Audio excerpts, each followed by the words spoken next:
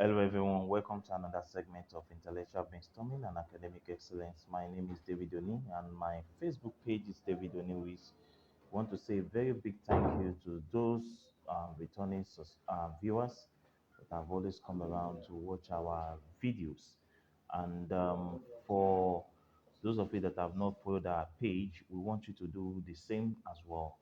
We want to use this medium to say a very big thank you to every one of you that has one way or the other, encouraged this platform and made it to be what it is today. And we want to tell you that never to relent because we still have a very long way to go in our academic, brainstorming. So we're going to start and end with the military and politics this morning, and we're looking at quickly on what we call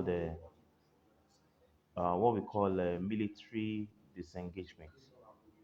We're going to look at what we call military disengagement. Um, Military rule, no matter how legitimate it tries to legitimize its administration by carrying out good policies and adopting some policies that are people oriented. No matter what the military government does, it is actually an aberration. So all over the world, military in politics has been condemned, has been looked at as something that is not democratic because the military are not trained. They are not oriented or trained to become what politicians. They are not political leaders. So it is the transitional arrangement. So they are not trained in this regard. So for every military rule all over the world, there has always been, you know, um, people have not always encouraged it. They have not always accepted it, and for that reason, it has not been what been widely accepted or universally accepted as as a best form of administration. Like someone will always say that the best military rule can never be better than the worst civilian administration. So it is based on this note that military government has been widely condemned. So, what is a military disengagement? You know, what is a military disengagement? When you say that there's a military disengagement, you're talking about it is the transitional arrangement for the transfer of power to a constitutional what authority. Military rule is not constitutional. So when they transfer power from a military rule to a constituted authority or an authority that is democratic, then you can say that the military has disengaged. So it is the transition to what we call a civil rule. So like I said earlier, they are not trained. So to administrate or to rule over people. So and the military rule, will always embark on transition due to the collective actions of the people, against it. So you discover that in most cases, people do not widely accept the military, and because that people will rise up against it. So and there's what we call a struggle for democracy. So we're quickly going to look at you know some categories of military disengagement. Categories of military disengagement. Now we have what we call personality transformation. What do you mean by personality transformation? When you're talking about personality transformation, you're talking about a situation where a military, head of state transformed into what a civilian government and continues in power. When you have such a situation, you call it what personality transformation. We have what we call militarized African politics. Militarized African politics. And what do we mean by that? When you have a military head of state, after seizing political power from a constitutional government or from a fellow, military government, then instead of that, you know, head of state to relinquish power, he will decide to transform himself into what a civilized personality by conducting election and coming into power again. So it's not going to be a military head of state now, but it's going to come in form of what? Of a civilian. So when you have such a situation, you call it a personality transformation. Abacha attempted to do that in what in Nigeria in 1998, but eventually he actually died. Then some other African countries also engage in such things like you have Togo, Burkina Faso, Ghana, and what, and some other African countries where you have military head of state transforming into what into civilian president. So then we also have number two, orderly transition without legitimatizing election. Orderly transition without legitimizing what election. This one, because when the military leaving power decides to hand over power to those that were excluded from power in the previous civilian administration, they call it what orderly transition without what legitimatizing what election. The military government may feel sympathetic that in the previous administration, that the opposition party was not actually included, and for that reason, when they are leaving power, they will hand over to such people. So the military what may see seems to have what to have intervened to help the opposition to power. So for such one, we call it what orderly transition without what legitimatizing the election. Then let us now look at what we call the third one, scheduled disengagement for without scheduled disengagement with legitimatizing what election. What do we mean by that one? This occurs when, after a short military rule. For example, if a military, comes in power and after a short period of time, maybe 3 months or 6 months, they decide to hand over power to a civilian administration. You call it what? A scheduled what?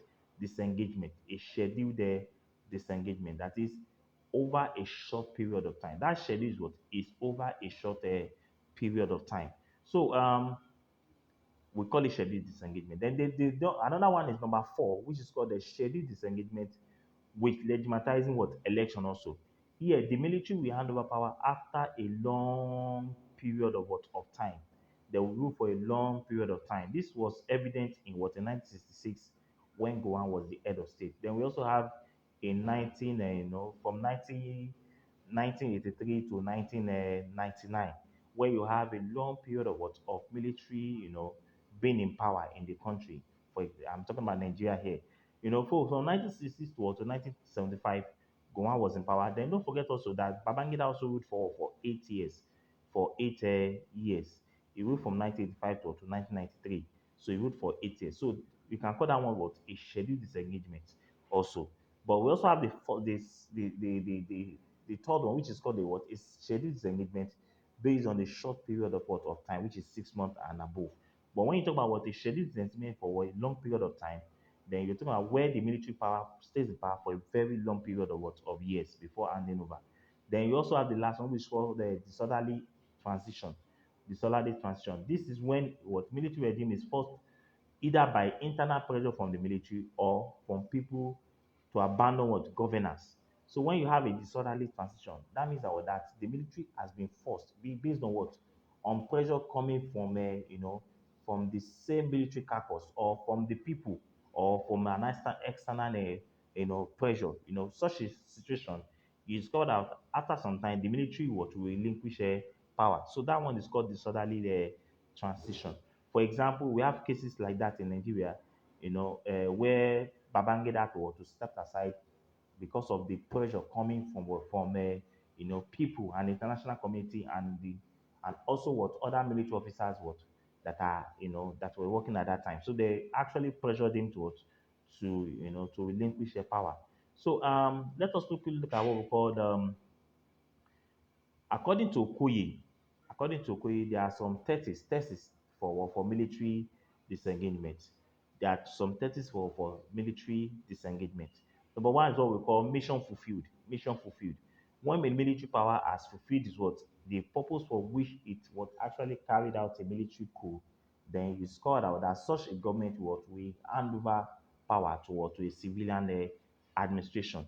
That one is called what a mission fulfilled. So this occurs when military accepts that its role is no longer is not to rule, but what to protect, the nation from external aggression, and fulfill the mission for which it intervened, and hand over power to civilians who are more qualified to rule. So in this situation, we call it what a mission fulfilled. That is, the military government has fulfilled the purpose for which it came into power, and for that reason, it must hand over power to a more qualified, hands, which are the civilians, which are the civilians. Then we have the second thesis, which is called the threat to life thesis. The threat to life thesis. Discover that in most cases, government will always relinquish power when there is a threat to their life. When you are a military administrator or a military head of state, your life is not secure because you live in what in a dangerous world, because coup can happen at any time. So coup begas a coup.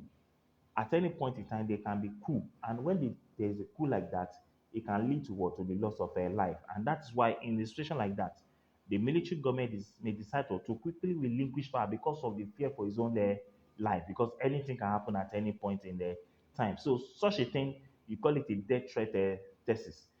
So a death threat thesis, the major thesis of this is that a military regime will what? Will disengage from politics because of the threat of a coup d'etat, which may lead to the loss of lives of those in what in power.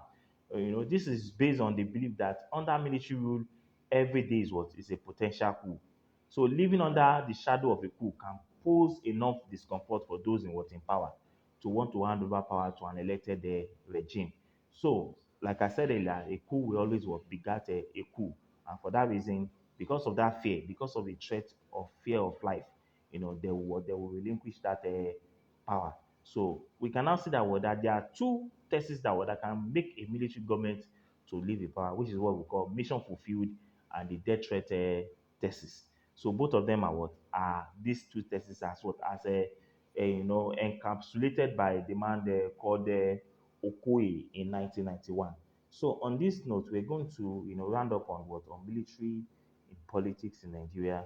In fact, you will discover that this topic has been very interesting. I've been able to dissect them and break them down into the various categories for every one of us to really be able to gain a lot from these lectures. So on that note, we're going to end on what we call military rule in Nigeria. We have looked at the history of military rule, the chronology of military rule. We have looked at what we call a coup d'etat. What is a military coup? We have looked at the military coup from 1966 in Nigeria down to the present day. And we said from 1999 to the present day, there has never been any military coup again in Nigeria. Now, I want to use this medium to say that if you have not actually, subscribed to our channel, you can go there and subscribe, and I can bet you can never regret it. The Facebook page is David Oniwiz, WIZ. Subscribe to this page, and you will never regret it. So, on that note, we're going to round up today on military disengagement in politics, and after that, we're going to come up with something different in our next topic. We might be looking at what we call dialectical materialism. We will be looking at what we call the original sin. We can be looking at any topic at any point in time. But bet you those topics will to do well in your life, and they will help to improve you academically in your areas of study. So I remain your loyal servant, David Oni, and my YouTube and my Facebook page was David Oni's Wiz. Go and follow that page right now, please. We need your following. Just follow us. That's all you need. Just click on that button and click on the notification. Whenever we come online, we'll be the first person to be notified of our upcoming lecture. So we'll see you next time. Thank you so much and goodbye. Bye bye.